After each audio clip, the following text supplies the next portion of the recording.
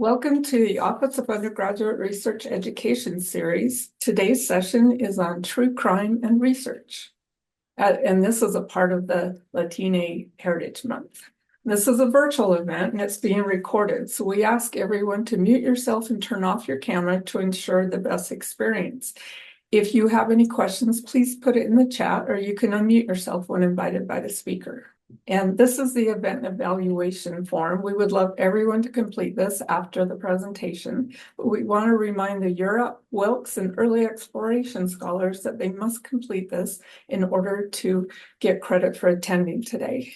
And the mission of the Office of Undergraduate Research is to facilitate and promote undergraduate student-faculty collaborative research and creative works in all disciplines throughout the U campus.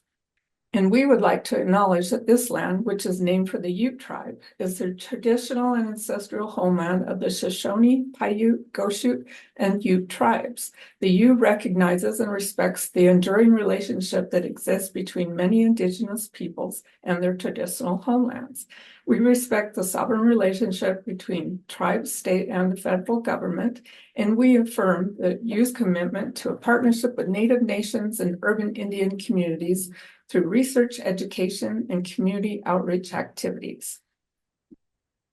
And now I would like to introduce today's speaker is Dr. Leandra H. Hernández. She's an associate professor in communications. So we're excited to highlight her during Latina Heritage Month.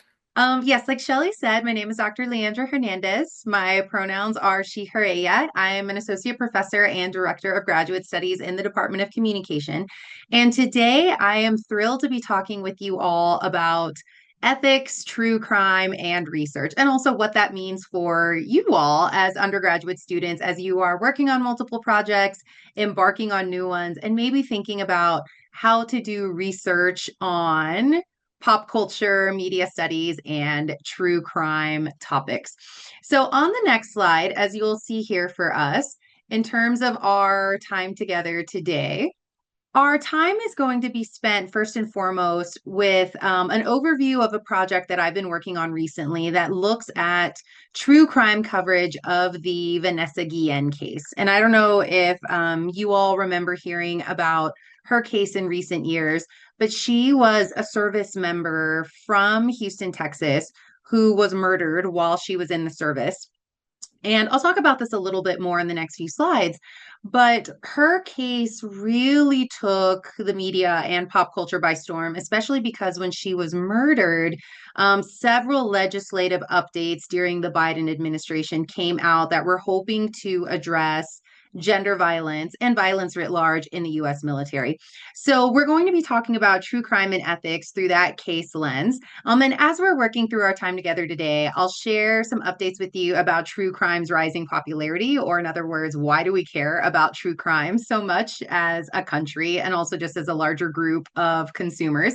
And then I'll talk a little bit, like I said, about a project that I'm still working on that is analyzing multiple podcast episodes that cover Vanessa Guillén's case. And then once we set all of that up, I'll chat a little bit more with you all about what this means for undergraduate researchers, right? I am approaching this topic, like I'll mention in a few minutes, through kind of an intersection of humanities and social sciences. I am in the Department of Communication, so much of my work is situated in media studies, critical cultural studies, and pop culture studies.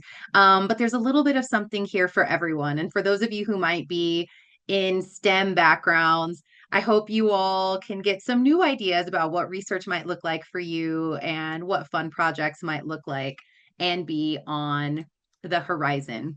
So before I begin, it's always important for me as a qualitative researcher and as a feminist researcher to share some notes on my positionality and how I came to this research topic in the first place. And this would be different for many of our quantitative or post-positivist scholars, or some of our STEM scholars as well, who usually don't firmly position themselves in the research, but as a qualitative critical feminist scholar, I do. And I wanted to take a moment to share with you all why I'm even interested in this topic in the first place. So as you can see on the slide, I typically utilize Chicana feminist lenses or theories to think about how I view research, how I view the world, and to think about how I create and approach different research questions. Chicana feminist lenses or theories really look at the Chicana experience, the Mexican American experience, although you don't necessarily have to be Mexican to engage with Chicana feminist scholarship. I love when folks can find a little bit of themselves in everything. And in addition to that, in terms of my own cultural background, given that it's Latina Heritage Month, I wanted to share a bit about my family's origins, not just in relation to our country and land and borders, but also in relation to the topic at hand related to the military. So you'll see on the slide that depending on which family member you ask, I might be third generation Mexican American, fifth generation Mexican American. That's because two of my grandparents were born and raised in Mexico. Two of my grandparents were born and raised in Texas. And for both of my grandmothers or my abuelas, the border literally crossed them in the 1800s with the signing of the Treaty of Guadalupe Hidalgo. So I say that to acknowledge that in Latina Heritage Month, as we think about our experiences and our ethnicities and our racial identities, we all have so many fascinating connections to land and generation. And in terms of region, I usually identify as a Tejana because my family has been in Texas for multiple generations, which is also related to the military context that will come up here shortly. Also, in terms of some of my other interests, I have spent many, many years working and researching at the intersections of reproductive justice advocacy and anti-violence advocacy as a survivor of gender violence myself. So much of the work that I do is seen through this lens. And before I joined academia, I used to work as a journalist. So I have a lot of media experience and journalism experience in the background that also shapes my approach to scholarship now. So, in terms of discipline orientations as well, as you all know, like we mentioned earlier, I'm in the Department of Communication, but communication studies as a field and as a discipline has so many sub areas that are really fascinating. And I've put a few of them here for you all so that you can see the myriad ways you can approach a communication, media, or pop culture topic. So, in terms of my thinking about gender violence or violence against women or just individuals writ large, I think about it through all of these lenses and approaches. I position gender violence as a public health problem. And as I'll mention soon, 1 in 3 women have experienced gender violence in their life, which is an absolutely atrocious statistic, but it helps highlight the significance of the topic today. Also, as a Mexican American woman or a Latina, I approach it through a Latino communication studies lens too, thinking about concepts of borders and experiences and otherwise. And connected to the gender violence lens is a feminist studies lens as well, to think about the different structural factors that contribute to violence. But at the end of the day, because I am a former journalist and media professional, I could never separate my training and my experience then from how I interact with the media now. And there's also a sub area in the communication discipline that looks at military communication studies. And as you'll see on the next slide, this is also a huge part of my identity, which is how I came to the topic in the first place. So, as you'll see here on the slide, and as some of you might know from some of my previous work, my middle name is Hinojosa, which is my mother's maiden name. My last name is Hernández. That's my dad's last name. And on the slide, you will see some of my Hinojosa lineage related to the US military. I have had service members in every generation of my family, starting with the Civil War, with my great, all the way up grandfather on the left, and then my maternal grandfather, Ernesto, here on the right. Most of my family members have served in the US Army. And I love starting with this story because military service has been such a huge component of my family's identities and experiences, particularly in terms of how they think about their relationship to our country and to patriotism and so on and so forth. So for me, when I was growing up, I always received multiple messages about the military because it's a very strong value for my family on both sides. As you'll see in the next slide, um, all of these photos are of my paternal grandfather, Froilan, who was a tail gunner in the Army during World War II. My maternal grandfather was a medic during World War II. And then on this slide are other photos of my family members as well. So I preface this by saying that as a critical feminist researcher, I am intimately connected to the topics that I research and to the topics that I explore, and also the recommendations that I make along the way, which is not a research approach that everyone has to take, but it is one pathway that you could take if you were interested. I shared with you all a little bit about my family history as it relates to the US military. And I wanted to make a note here that you'll see that all of those photos had men service members. Okay. While my family intergenerationally, multi-generationally has absolutely valued military service, it was always a story that was told to me that it was not necessarily a career that women should have entered into. My family members had concerns about danger and violence. There were other gendered messages that came up. So I never really thought about it as an actual pathway that I could have taken after I graduated with my bachelor's. And then lo and behold, a year later, I married my college sweetheart here when we were 24, and then he joined the US Navy. So I had never expected that my life would have been linked to the military so concretely and so intimately. And as you'll see here, there's my husband, Pedro. He was in the Navy for 10 years. We were stationed in so many beautiful places.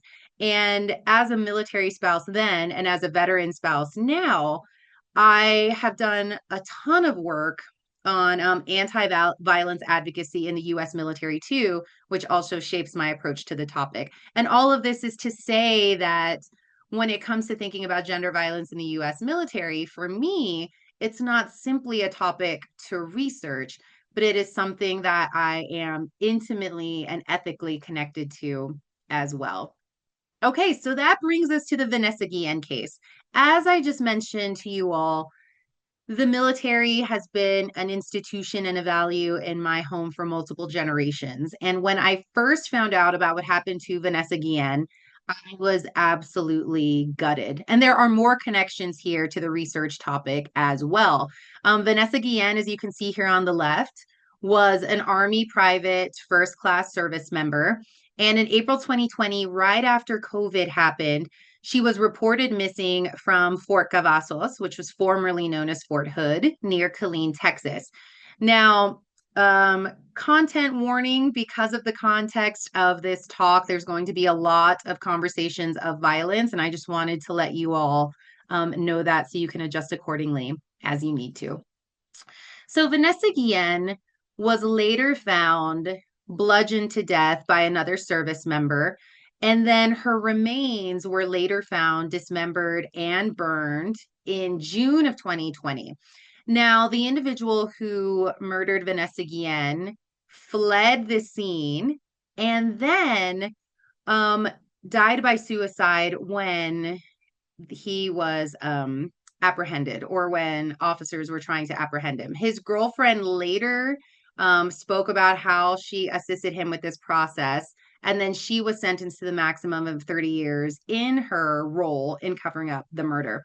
So in 2020, like I mentioned earlier, this case really shocked the United States, right? How could a service member go missing on base? And for those of you who have experience with the military, you know that it is very challenging to get on base and off base because of your interactions with the military police and because of the fact that you have to sign in and so on and so forth.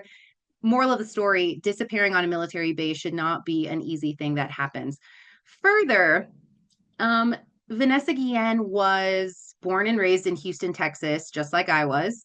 Vanessa Guillén and I grew up in the same neighborhood, although I was much older than her. So we wouldn't have overlapped, but our families knew each other. We would have been zoned to the same high school. And when Vanessa Guillén went missing and was later found, when her remains were later found, many of the communities in Houston, my hometown, galvanized to remember her.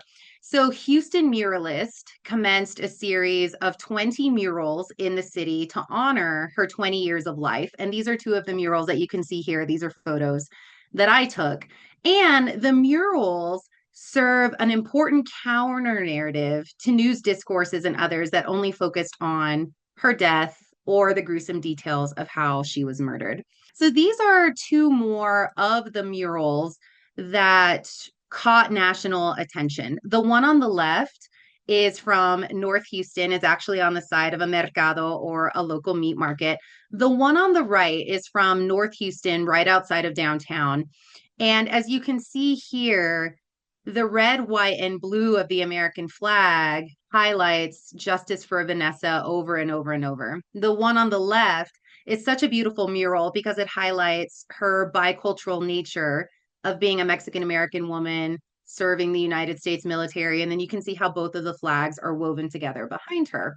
So, as you could see, why Vanessa Guillén's murder really sparked national outrage because it called attention to increasing rates of gender violence, harassment, and assault across all branches of the US military. And it also raised concerns about the ways in which gender violence is reported in the US military. Multiple news reports that surfaced later illustrated that Vanessa Guillén had told multiple friends and family members that she was being harassed and sexually harassed by service members, but she didn't follow through with it because she was concerned about retaliation from her chain of command. So later, as a result of her case, three key cases of legislation were created. The first one came from Texas Governor Greg Abbott, who signed the Vanessa Guillén Act to provide other channels of reporting of violence in the US military. And then later in 2021, former President Biden signed the National Defense Authorization Act, which protects service members during the process of reporting sexual assault and harassment. There was also an executive order signed during the Biden administration that established sexual harassment as a specific offense under the Uniform Code of Military Justice, or the UCMJ.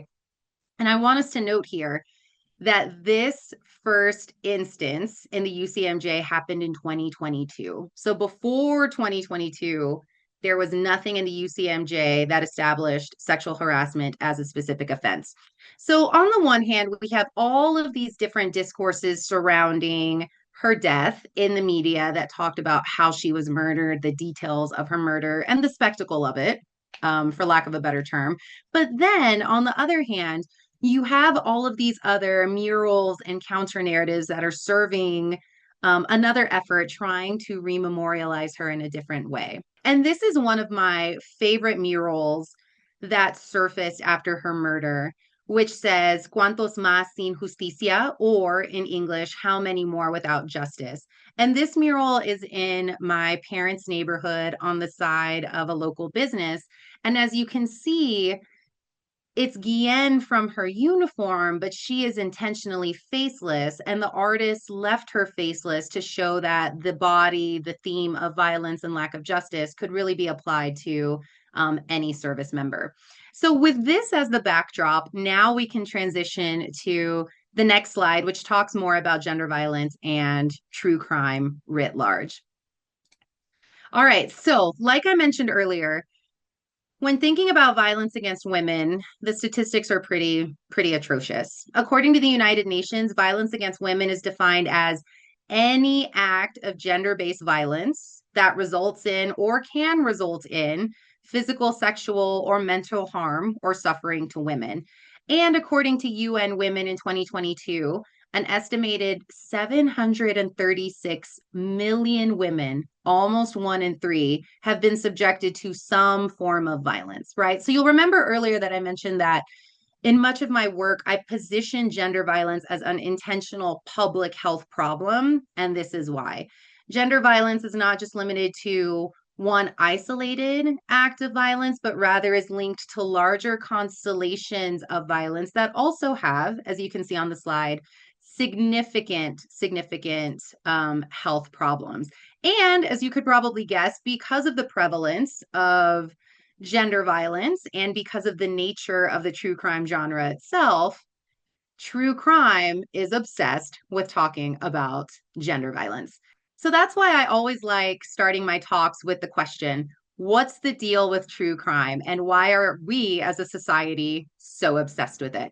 If we want to start with the definition to ground us all in the same place, true crime can be defined as the story of real events shaped by the teller, but then imbued with their values and beliefs about such events. So there's actually kind of a paradox here when we're thinking about true crime, right? It's kind of similar when we're thinking about reality TV as a another pop culture parallel. The idea here is that by talking about it as reality TV or true crime, we are thinking about it as an objective truth. But really, the stories change and ebb and flow depending upon which forensic reports you're gathering, depending on which research you have access to, and also depending on your own thoughts on the topic, right? Like, even as I started my talk today and I shared with you all my orientations and personal connections to the topic, you could guess that if I were a true crime podcaster, I would talk about this story a little differently than would someone else with a different positionality or a different background. So, when we're thinking about the true crime genre, it is really representative, and this is our nod to communication here, of human storytelling, our collective interest in and need to tell stories. It's also a way in which individuals process the violence around them in both individual and community based or collective ways. Now, what's really fascinating here, and I love thinking about this and talking about this in more detail with everyone and anyone who will listen, is that there is a concept called the violence normality paradox that talks about how crime is supposed to be abnormal, right? It's not supposed to be a normal happenstance part of our society or our everyday lives, but true crime as a genre makes it normal because it's all it talks about and it's all it focuses on. That's why, as you can see here in this quotation by Seltzer, true crime represents violence as both omnipresent and abnormally normal. And for those of you who are joining us today, perhaps you love true crime. Maybe that's why you wanted to come here. Or maybe you hate horror and true crime so much that you can't even deal with it. Either way, all of us have our own different relationships to true crime. And I will tell you that as a spooky child or as someone who's been watching movies ever since she was 3 years old, me, thanks, mom. It's probably no surprise that I got into true crime as an adult in both personal and professional ways. I do have a book that's forthcoming by the end of the year on true crime and ethics, which is where some of our time today comes from.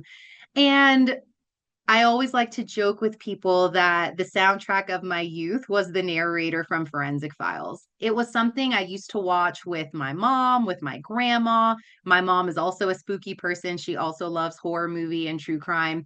And I remember when I was little, my mom would tell me when we were watching Forensic File episodes, oh, do you see what happened to her? Or do you see the outcome of that case?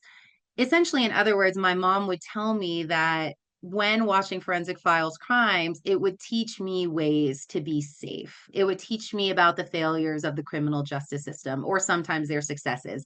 And I didn't know this then, but what I know now is that we can refer to that as a pedagogy of true crime that helps us not only process all of the violence around us, but then gives us actionable strategies in addition to it. So when we're thinking about true crime podcasts and the rise in popularity, you can see on the screen that there are so many true crime podcasts in existence. These are not even all of them. And it's also fascinating to think about audiences too and why they engage with true crime or what their motivations are. A recent Pew Research study from 2023 said that true crime is one of the top three most popular podcast genres, not surprising. And it also said that women are twice as likely as men to listen to true crime or to consume true crime. Now, research from the BBC and otherwise suggests that women consume true crime because it forces them to confront their fears of violence, because knowledge of crime is seen as power. And that goes back to the story I shared about my mom. And also because women use true crime as a form of media escapism, which is also a fascinating way to think about our own relationships to the types of media that we consume. And as you could probably guess, in addition to motivations for engaging with true crime, on the next slide, you'll see all of the ethical concerns that come up with true crime as well.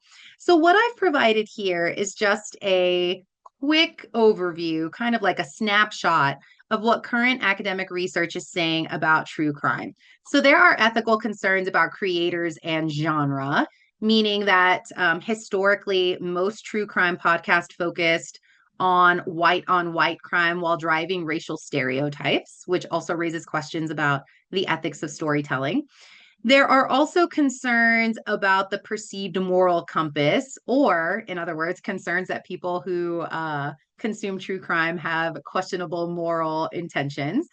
And there are also other ethical concerns that talk about how true crime podcasts can tell different narratives or different stories in more humane ways and can help individuals bear witness to violence and actually engage them in action, right? So, what I want you all to know now is that I am not saying objectively one way or the other that true crime is good or that true crime is bad. Rather, I want us all to remember that true crime is a complicated genre, it's a complicated type of medium, and it raises more research questions for me than I even have time in my life to fully address. But these are just some of the snapshots. Okay, so that brings us to the research project that I actually worked on myself, right? We've talked a little bit about my own researcher positionality in relation to the topic. We've talked a little bit about the Vanessa Guillén case herself, and then true crime and why it's even a thing. And for this project, these are preliminary findings that I will share with you all because I'm still working through it. But what I did for this research project is I analyzed every single podcast episode I could find on the Vanessa Guillén case. And as we'll see here shortly, there were over 30, which is a significant amount of podcast episodes for one significant and single case. So for the project, what I did is after searching for every podcast episode I could find on Vanessa Guillén, I downloaded all of them, had them all transcribed, and then I analyzed all of the podcast transcripts through a critical discourse analysis. Now, for those of you who are qualitative researchers or are maybe interested in qualitative research methods, to give you an idea of what I did, you could have done a framing analysis, a thematic analysis, an ideological analysis, and so on, a textual analysis, a rhetorical analysis. But I did a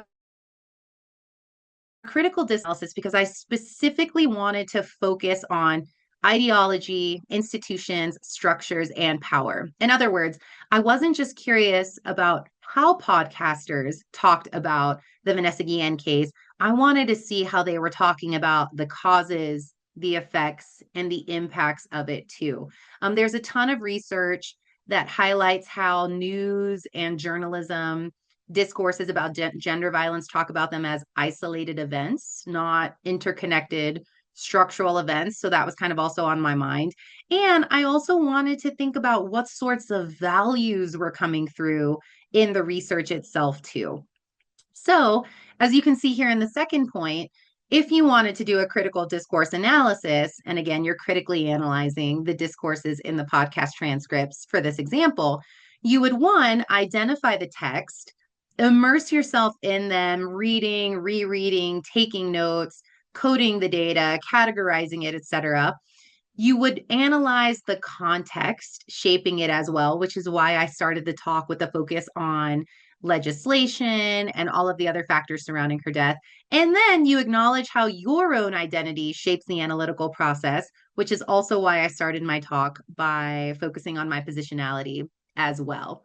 So as you'll see on the next slide, there were 32 episodes total. Some of them were short series, some of them were one-off episodes. But like I said earlier, the fact that this one case generated over 30 podcast episodes is pretty significant. I mean, even some of the most popular true crime cases like Eileen Wuornos, for example, didn't have this many. So all of that is to say that podcast episodes And podcasters were really, really interested in trying to make sense of the case. Like, why was she murdered? Who did it? What were the motivations? What was the role of the US Army in addressing it or not? And so on and so forth. So, on the next slide, you will see some of my preliminary findings from my analysis of the podcast episodes themselves. So, three main themes or discourses emerged from podcast episodes on her death. The first one, lack of institution. Wouldn't that just be my luck that my internet went out? It's okay. Of course, I get cut off right when I'm in the middle of talking about theme two, which I'm not going to focus on today because I don't want to relive the spectacle of the violence that she endured. But in the podcast that we're talking about her death, in the same breath that many of them were critiquing gender violence in the military and the lack of accountability on behalf of the military, they were also reliving the spectacle of the violence that happened to her and also kind of questioning the intentions behind her murder in line with true crime genre sort of conventions, right? Where they talk in detail about how she died and how they found her. However, one of the positive things here too that I want us to think about more from an ethical lens is what it means for podcasters to talk about supporting family members and supporting community, and then to encourage podcast audiences to actually do something. So this is something that I want you all to think about after our time is over today. If you consume true crime, what do you do with that information? Do you listen to an episode and call it a day? Do you talk about the case with friends, family members, loved ones? Do you feel motivated to research the topics of the case and maybe try to change some of the issues that you heard about? Or do you listen to it, tune out, disassociate it, and then never return to it again, right? More questions for audience engagement and audience motivation. What I wanted to share with you all are just some of the quotations that came up from the podcast episodes themselves as part of the data.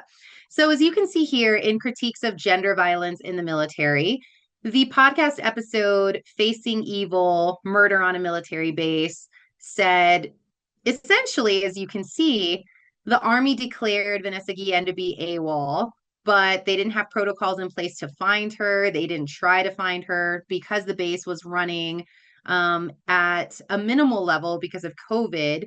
They didn't have any resources dedicated to finding her. And then ultimately, you can say Vanessa's disappearance was heartbreaking and one of the failures of Fort Hood. Another one from Crime Junkie, which is one of the most popular true crime podcasts out there, said, will this be enough? In other words, will Vanessa Guillén's murder be enough? Will it lead to real change? And they go on to say that the issue with this kind of assault is really a military issue, a command culture. What if the person harassing you is your superior officer? What if they're in your line of command? This all matters, right? The fear of retaliation is really the problem here. On the next slide, if we can jump ahead to the third theme, because like I said, I don't want to relive the gore and the spectacle of what happened to her physically. The third theme engages with bearing witness to gender violence, which is an ethical concept that asks for us to think about our role in this media sphere too. The Military Matters podcast connected Vanessa Guillén's case to the podcaster's experiences and thinking about what it could have felt like if that would have happened to their children, right? So they say, as a military parent, I reflect on the possibility that my son might not come home from a deployment, but it hadn't hit them to that point that they could have experienced other sorts of violence in the military as well. And the first sentence of this third paragraph really hits me. It's fraught with emotion, complex timelines, infallible humans, all entangled in bureaucracy, layered in secrecy, etc. And then the last sentence says, we are all Vanessa Guillén. So on the next slide, as I transition out of my project and then thinking about what this means for you all as undergraduate researchers, I have a lot of thoughts on ethics that I am still processing to this day, especially because I've been working on this project for about a year. So in terms of podcast ethics, This study continued to raises questions for me about objectivity, neutrality, subjectivity, and norms of the genre, right? Like, our podcast host supposed to take a stand? Do they have more freedom? What does that mean for how they tell a story? It also raises questions about the paradoxical relationship between podcast hosts and their subjects, especially when thinking about violence. And the other question I have for you all to think about is, can you ever really talk about violence and do it justice? Like, how can we talk about murder, dismemberment, et cetera, in a more humanizing way? And do we have to talk about the details of the death to tell the story accurately and effectively? And again, these are all questions about bearing witness in true crime spaces, right? What is our responsibility as researchers, as listeners, as consumers, or perhaps even podcast hosts yourselves in thinking about these dynamics? And one of the quotations that really stuck out to me from a recent book on true crime and gender is this. Wattis says true crime can offer alternative perspectives on justice. It can challenge how we view victims, and it can inspire readers, and I will add here, listeners, to empathize with complex characters and experiences, perhaps in ways that other genres won't. So, on the next slide, I have some updates and thoughts on how you can do ethical research on true crime if perhaps you're interested in pursuing this as a research project. So, first and foremost, you'll want to make sure that you identify the type of texts or artifacts that you are interested in exploring. Podcast episodes, books, true crime forensic reports.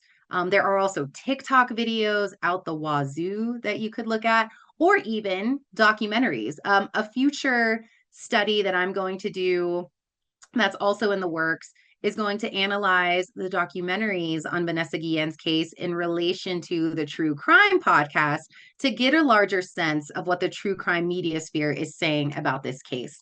So once you identify your text, whatever that may be, then start thinking about your research questions, right? What sorts of research questions are guiding your approach to your topic? Are you thinking about language? Are you thinking about narrative or storytelling? Are you interested in thinking about the forensic crime angle and how that surfaces in the podcast? Or are you interested in just thinking about what podcasts do in our society, right? All of these are just a few ideas you could use, and they are certainly not an exhaustive list. Then you would identify your methods. And if you're thinking to yourself, this is something that I would like to do, but I'm not quite sure how to do it, find mentors through the Office of Undergraduate Research and elsewhere that can help you embark on this kind of project. Like, if you're thinking to yourself, hey, Leah, I kind of want to work on this with you, shoot me an email and let's talk. I'm always looking for research assistance, especially because, as you could guess, it takes a long time to analyze multiple transcripts of podcast episodes. Then, depending on the research angle that you take, it's important for you to think about how your identity and positionality shapes your approach to research, kind of like how I did at the start of the talk. Now, as we transition to Q&A, there are just a few ethical considerations that I would love to leave for you all to think about. And also, I'm happy to chat about them more in the discussion. The first one is to consider how your research is really interrogating representation, narratives, and storytelling, right? And this goes back to the paradox that I mentioned earlier, where I asked whether or not true crime podcasters have to talk about the brutality of the violence to get the message across. In other words, what does that do for us? And the second one is to consider what your true crime text and your analysis are saying about victims, survivors, and perpetrators. And in the vein of doing no harm, I also made a point here to remind us that it is imperative to respect the dignity of the survivors and victims, especially if the victims are no longer with us and can't tell their own stories. In other words, how is your scholarship rememorializing those who are no longer with us? One of the things that haunts me when I think about true crime of gender violence is that once a person has an unspeakable act of violence committed against them, and then they're no longer with us, then they can't tell their stories. They no longer have any control over how they are remembered, over how their memory is circulated or their legacy. And that's why it is imperative that we consider these ethical practices to humanize the stories that we tell. And also, something you can consider too is what are some of the outcomes or the goals for your analysis? Like, do you want to develop strategies for podcasters, engagement strategies for audiences? Maybe you have a podcast yourself and you're trying to think about how to best reach your audiences. What are the key takeaways here? And then also, the number one takeaway for us, I've said it before and I'll say it again, always seek to do no harm. Because at the end of the day, in this context, we are doing research that balances public text for public consumption, i.e., podcast, with real stories of violence and real victims and loved ones who have to deal with the ongoing narratives and stories to come. So, on the last slide, you'll see here a mural of Vanessa Guillén from one of my good friends' family restaurants back home. It's off of 45 and Park Place, Taqueria del Sol. And the mural has two doves with a banner that says Justice for Vanessa Guillén. And this was one of the murals also that really took off by storm when she was murdered. And one of the reasons that I've been sharing so many murals about her life alongside the analysis of podcast about her death is because it helps to illustrate one of the multiple ways that we can remember the victims that honor their life, not just their murder and their death. Thank you all. I look forward to chatting with you all for the next 10 minutes about any and all questions you might have. Okay, I have a question from a registrant is what do you find is the best track to get into forensic research? Ooh, that's a great question. Since I'm not a forensics person, but more so a media person who talks about forensics, based on what I do know, I would suggest psychology as a good entry point. I have a few friends who do forensic psychology types of work. So psychology could be one way. There are also a variety of different criminal justice programs that exist that can also kind of help you. But it's also good to think about what you want to do in this area, right? Like, do you want to be like a forensic analyst? Do you want to deal with the biological data? Do you want to be a crime scene type of person, which sometimes law enforcement is a good way to enter that as well. So lots of different tracks depending upon what sort of primary interest or goal that you have. Here's another question, two questions from a registrant is how do we bring to light crimes that affect our communities? And how do we make politicians pass laws that protect the community? Great question. The first one, how do we bring issues facing our communities to light? I would say community organizing, finding those who are like-minded, who want to help you tackle these problems is an excellent first place to start. And then in connecting questions 1 and 2, I say use your voice for advocacy, right? Like there are multiple podcasts in Salt Lake City that are focusing on local issues. I say reach out to journalists, reach out to local podcasters and pitch topics. You can do a podcast episode, you could write an op-ed. And I know some folks are kind of disenchanted with the state of the world right now, and for good reason. But trust me when I tell you that politicians do read op-eds, they do engage. And I say, like, as a media ethics professor and scholar, I say use your voice as much as you can in as many avenues as you can, because people are willing to help you tell the stories and people are also listening to.